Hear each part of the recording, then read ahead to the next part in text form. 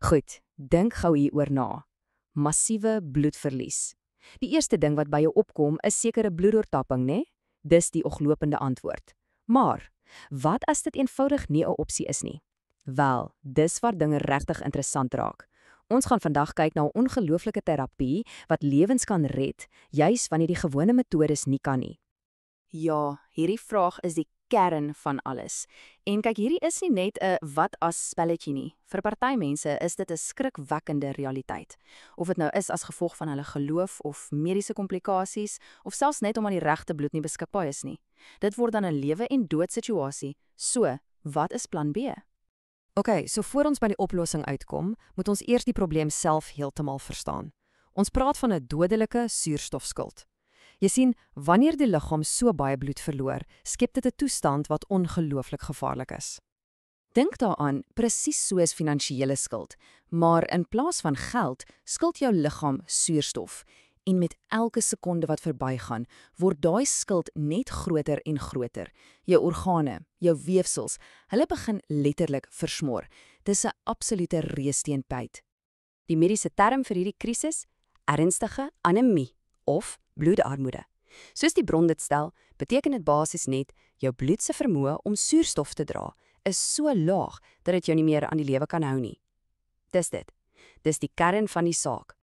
So kom ons kyk gou hoe hierdie afleweringsdiens normaalweg werk. Want om die oplossing te snap, moet ons eers verstaan hoekom die stelsel so breekbaar is in die eerste plek. Die wetenskap hier agter is eintlik baie elegant. En hier is die hoofkarakter in hierdie hele proses: hemoglobine. Dis hierdie kragtige proteïen wat binne in jou rooi bloedselle sit. Jy kan daaraan dink as die werkesel, die een wat die suurstof by jou longe optel en dit dan aflewer by elke enkele sel in jou liggaam. Okay, hierdie vergelyking verduidelik alles. Jy sien, die oorgrote meerderheid suurstof word gedra deur hemoglobine binne in jou rooi bloedselle. Dink aan hulle as die groot afleweringsvragmotters. Terselfdertyd is daar 'n piepklein bietjie suurstof wat sommer net in die bloedvloeistof, die plasma, opgelos is. So wanneer jy daai rooi bloedselle verloor jy al die vragmotters. Die pad is nog daar, maar daar is niks om die vrag te dra nie. Dis die katastrofe. En dit bring ons by die oplossing, wat amper te eenvoudig klink om waar te wees. Dis hier waar ons begin praat oor asemhaal onder druk. Die vraag is, as jy nie die afleweringsvragmotters kan vervang nie, wat op aarde doen jy dan? Wel, dit blyk jy kan die reëls van die pad self verander. Hierdie proses word hiperbariese suurstofterapie genoem, of HPO2, en dis regtig briljant in sy eenvoud. Kyk hier, die pasiënt gaan in 'n spesiale, drukvaste kamer. Hulle haal 100% suiwer suurstof asem. En dan, hier is die truc, die druk in die kamer word verhoog tot 2 of 3 keer meer as die normale lugdruk. Wat gebeur dan? Daai hoë druk forceer letterlik massiewe hoeveelhede suurstof om direk in die bloed se vloeistof, die plasma, op te los.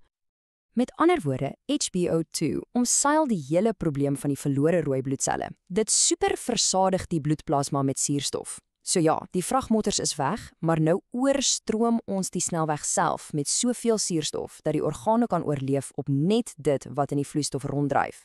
Dis 'n absoluut geniale wetenskaplike ompad. En moenie dink dis net 'n teorie nie. Hierdie aanhaling uit die bron sê dit duidelik. Hiperbariese suurstof kan die pasiënt se suurstofskuld beslissend verminder. Die woord beslissend is hierdie sleutel. Dit werk. Dit betaal daai dodelike suurstofskuld af. Goed, so dit klink goed in teorie, maar wat van die bewyse? Waar kom dit vandaan? Wel, die bewyse vir AMBK-O2 is oor dekades opgebou.